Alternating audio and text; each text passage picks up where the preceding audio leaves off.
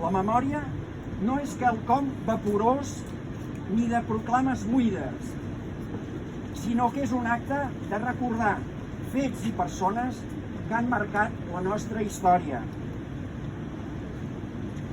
Honorar i recordar fets i persones que són el nostre referent.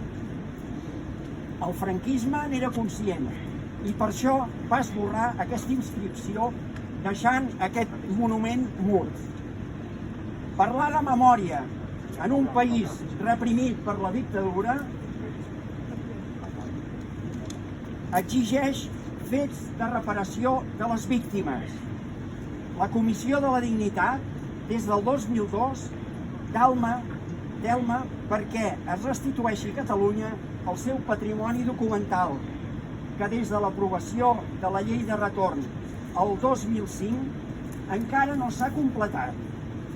Dissabte passat s'havia de completar el retorn de la documentació de particulars i entitats, però no va ser possible perquè el Ministeri de Cultura, de nou, incomplint una sentència del Tribunal Suprem, en va retenir una part. No diu el govern de l'Estat que s'han de complir les lleis i les sentències? Doncs que ho facin. Tots aquests entrebancs per retornar les requises fetes pel franquisme demostren que l'Estat no creu en la memòria i que segueixen imperant les seves lleis. La República no és un referent per l'Estat, però sí per nosaltres, i per això ho recordem avui. També cal recordar que la República Catalana va ser proclamada per Francesc Macià en un acte de sobirania, fruit del triomf electoral de les forces catalanes republicanes que ell va encapçalar. Aquell acte no va ser fruit d'aquell moment, sinó d'un anhel republicà del nostre poble mantingut durant tot el segle XIX davant de la tirania de l'estat borbònic.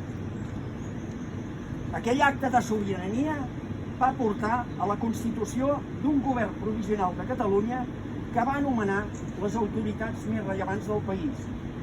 El capità de general, el president de l'Audiència, que com a primera disposició va introduir el català a la justícia, el fiscal general, els governadors civils i el rector i els degans de la Universitat de Barcelona.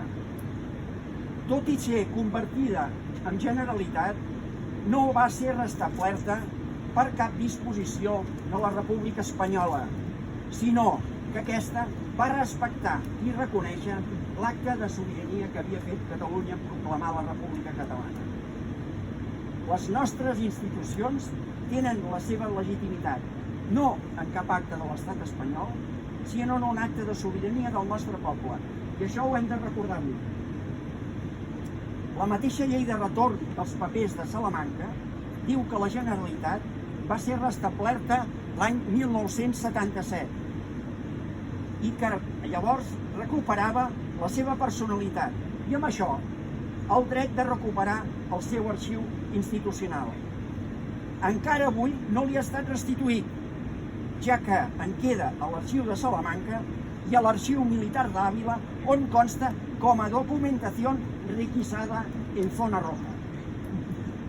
Enguany, que celebrem els 90 anys de la proclamació de la República, i seria bo que el Parlament posés de manifest la seva arrel en la República Catalana, establint que la primera legislatura va ser la de 1932, que es va allargar per la guerra i l'exili fins al 1980, en fer les noves eleccions.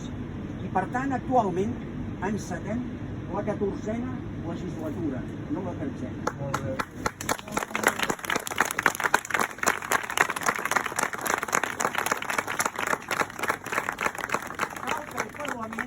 Cal que el Parlament refermi el lligam de les nostres institucions com a institució republicana que és. La República va representar poder construir un poder propi que havia de retornar al nostre país la llengua, la cultura i la justícia social en un estat que es basés en la sobirania de la ciutadania i el respecte dels drets fonamentals, en contraposició del que havia estat l'estat borbònic fins a aquell moment. Un estat que havia mantingut Catalunya des de 1714 en permanent estat d'excepció, on es perseguien els dissidents, on la justícia estava al servei de la repressió i que amb l'exèrcit es mantenia el poder de les oligarquies econòmiques que vivien als seus redors.